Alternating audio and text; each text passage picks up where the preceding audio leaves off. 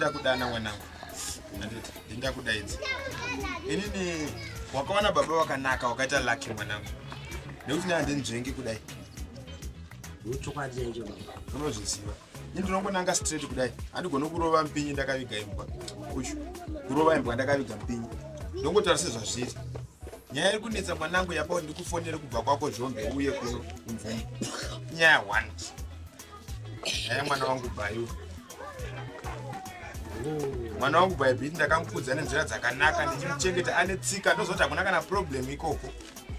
Washa. Hakuna dambudziko ka? Dambudziko kutombori. Chinhu chazongondipawo ndikudane i1. Iwe unogona kuona sepasina dambudziko. Asi ini somunhu mukuru ndinoriona. Really? Right. Nyaya iri kunetsa iwe mukwasha une chipari, une barika zvinozikanwa nevanhu vose. Bongwa. Asi pane pauri kukonewa pabarika rako. Uri mwana wangu teerera ndichikuudza. Uri mwana wangu. Panzi kana wadenha mangwiro wotodini? Wotokunya. Barika rawo kadairi mwanangu rinoda kuti iwe pache zvako uve nebrain. Uve murume akatosimba, akagwinya pache zvake. Anditi mwana wangu uyu hausi kumuenzanisa amai guru vake.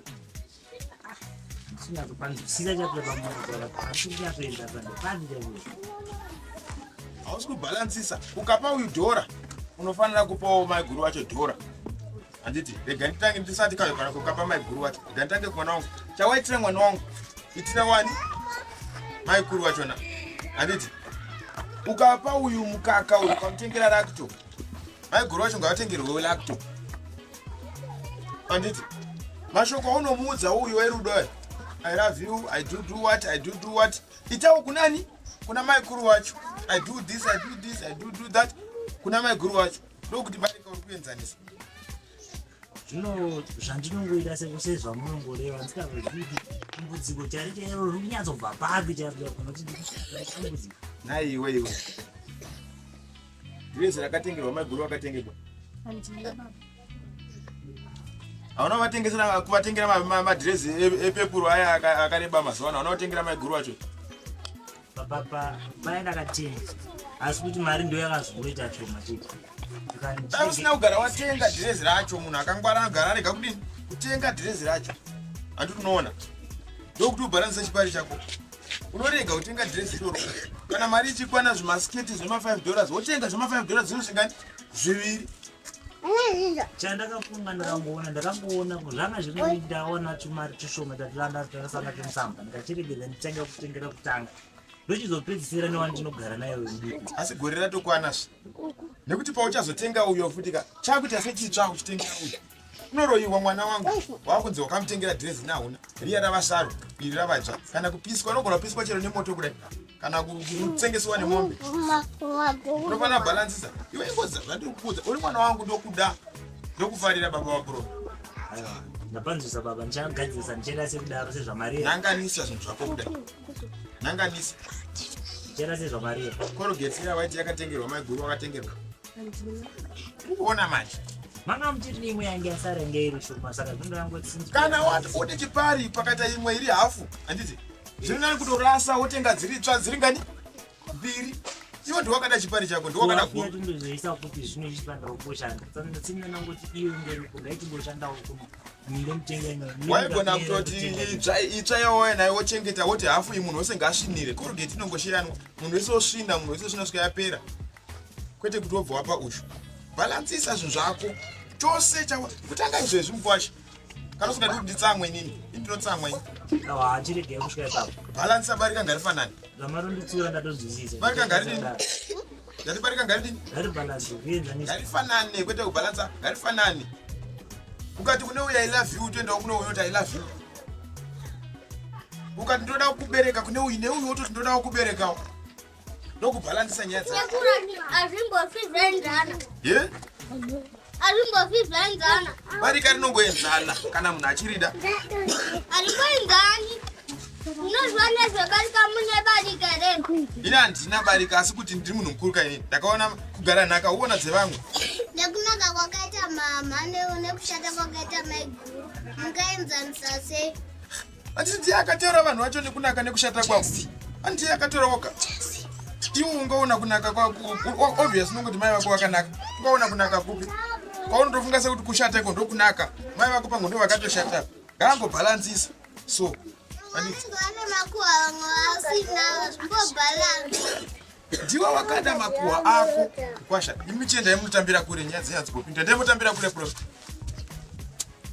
Kopindira sikatopindira enda unobalancisa kwasha. Marikara. Mwanangu, tirira murume wako. Asi akaita zvaanga achita wabvuma. Dai anga achiramba ndachikuvhara uda. Ndachikuvhara iwe dai waramba iwewe. Nasamborangi asi ndatinda nekuti mandudzi. Enda unobalancisa. Square zvinhu zvako. Balancisa. Tese munhurume. Ndaitoridao barika asi ndakazviedza izvozvo. Balance unonetsa. Balancing skill kune kwazozoremera. Iwe avoid kuti chidzikirewo. Chikada kudzika dzikirirawo. Chikada dzikirirawo. Anditi zvobalance zvakaita level. Kundidzwa zvakanaka. Iwe chenda nemurume wako. Ndiwe wakada munhu anebarika wakaita uyashikwa nemukadzi wake. Wakadusa zveshe ndakazviwamwise mwana wangu. Asi wenda unobalancisa ime. Tapedza ime chipapa imwiti. Idai nuzvimba zvokumosiya. Inotambana namumbo. Aiwa havazomutisiya mwanangu. Unonisaro ndogandi mbuya avapo. Aiwa zvakanaka mwanangu. Ufamba une murume wako zvakanaka nditi. Iwe wakarida barika mwanangu. Hello baba. Nkunondiri nani kurise kumba. Varise vazukuru. Kona ndichikumbira umushkila kuno kutaundika hapana zvinhu zvenyu zvandakutengerai. Ndikasurprise kadiki diki. Aiwa kana musvika mai ndokumirirai aiwa. Ndikaenza nombotsvaka madrinks ekuti nomwa chitaura. Aiwa maita basa. Munouya apa swimming pool apa ndo pamunondoona ndiri. Ipapo ndo panditori chaipo. Svikai chaipo. Mwanangu. Atofara makadiko naka. Ndanga ndakamirira ndakango ndichikotarisa usini kuti pamwe pauri apo. Ndakatomira zvakwana vanhu. Iwe wane mvuri. Aiwa. Zvakanaka ndikatenga sutu yako yepamaroro timboya kutaundi. Matogonisa. Watifunga ukati baba. Ndikatirengedza ndimbovafonera baba vangu timbovaona. Aiwa magona mwanangu. Timbovaitira kuti ndakudako. Ndo rudo chairo. Aiwa. Zvakanaka. Ndinoenda nekutsvaga madrinks. Tokopinda chini. Aiwa ndakagadzirira mwanangu. Aiwa ndakagadzirira. Kana kwati surprise aiwa surprise ka ukanzi surprise uzana nechikuruma ndikachirwira kumusana uku mwana ndikati mwana wazine mwana mhanya patauti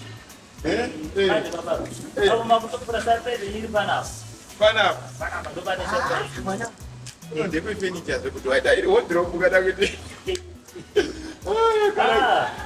satye zvei isoinyaya makandidisira ndakainzwisisa ndakakudzisa zvakawanda mwana kuti unofanira kuenzana.